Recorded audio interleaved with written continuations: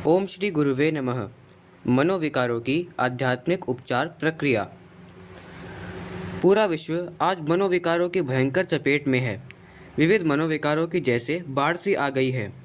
अपराध, हिंसा, आतंक, आत्महत्या के मूल में रोगी मन ही काम कर रहा है। समाचार पत्रों के आईने से देखें तो पूरी मानव जाति एक विक्षिप्तता के दौर से गुजर रही है। आज विश्व की जनसंख्या का एक बड़ा हिस्सा किसी न किसी मनोविकार से ग्रस्त है। देश विदेश में हुए अलग अलग अध्ययनों में यह सामने आया है कि शारीरिक बीमारी से पीड़ित लगभग 1/3 रोगी मानसिक रोगों से भी पीड़ित हैं, लेकिन प्राय ऐसे रोगियों की पहचान नहीं हो पाती।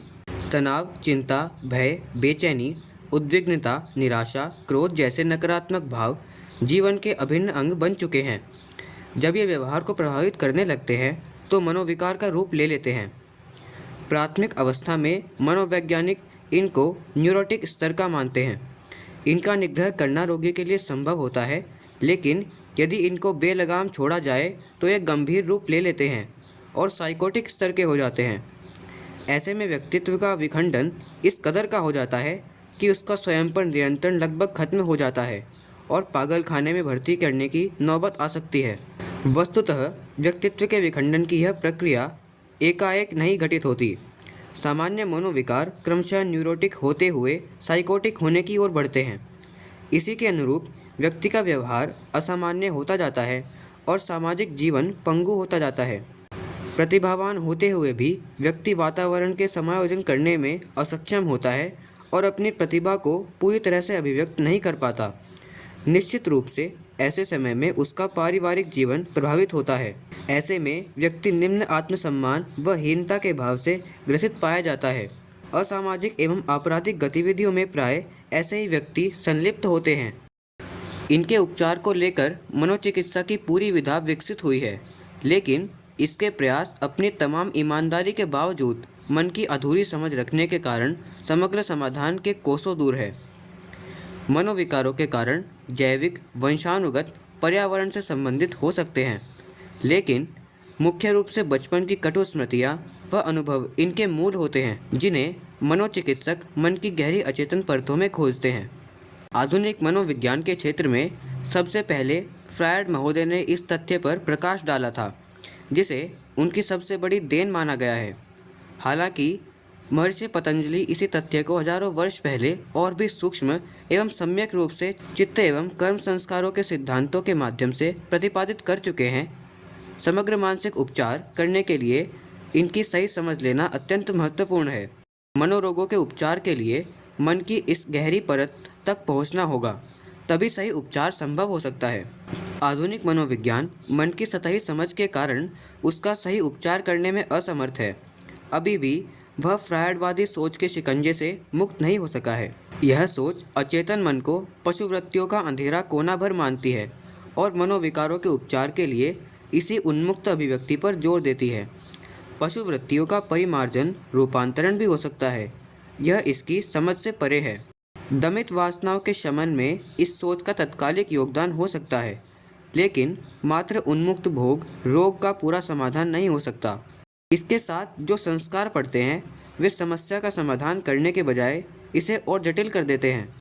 एक ग्रंथि का उपचार करते करते दूसरी ग्रंथि जन्म ले लेती है और एक कॉम्प्लेक्स ठीक होते तक दूसरा पनप जाता है। यह कुछ वैसे ही है जैसे कि एलोपैथिक दवाओं के साथ एक रोग को ठीक करते करते साइड इफेक्ट के कारण दूसरे कई रोग पनप जाते हैं और रोगी का कुल मिलाकर रुग्ण ही रह जाना बल्कि और भी गंभीर रोगों से पीड़ित हो जाना। दमित काम की तरह दमित इच्छाएं एवं भावनाएं मनोविकार के रूप में व्यवहारिक स्तर पर फूटती रहती हैं, जो व्यक्तित्व को असंतुलित एवं असामान्य बनाती हैं। मन की समग्र समझ के बिना इनका सही उपचार संभव नहीं है। मन की प्रकृति मात्र पशुता ही नहीं है, इसका स्वरूप मानवीय एवं दैवीय भी है।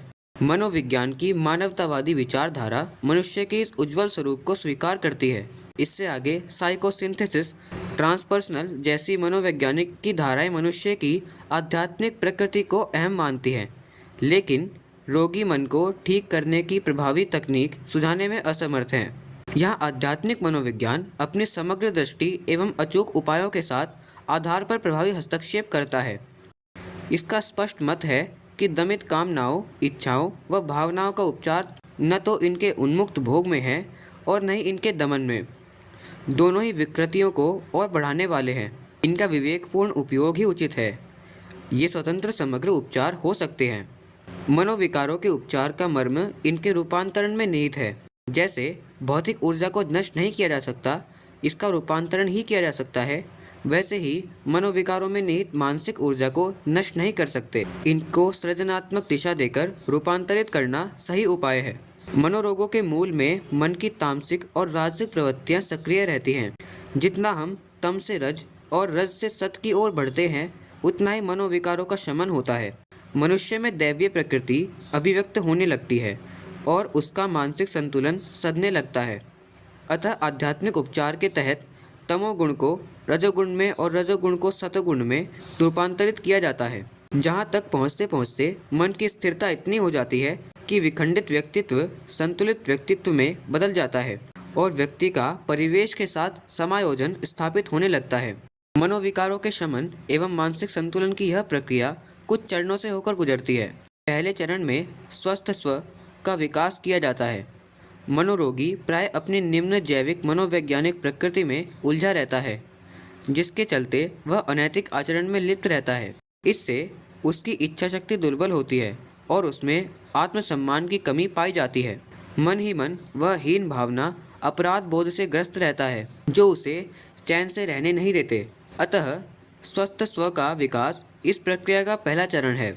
अपने दैवीय स्वरूप का चिंतन करते करते वह अनैतिक आचरण से मुंह मोड़ते ही वह इनसे ऊपर उठने लगता है और उसका स्वस्थ स्व विकसित होने लगता है। अति स्वार्थ, अति महत्वाकांक्षा एवं अति अहंकार भी व्यक्ति को लोभ, भ्रष्टाचार, शोषण, हिंसा एवं अपराधी गतिविधियों में लिप्त करते हैं।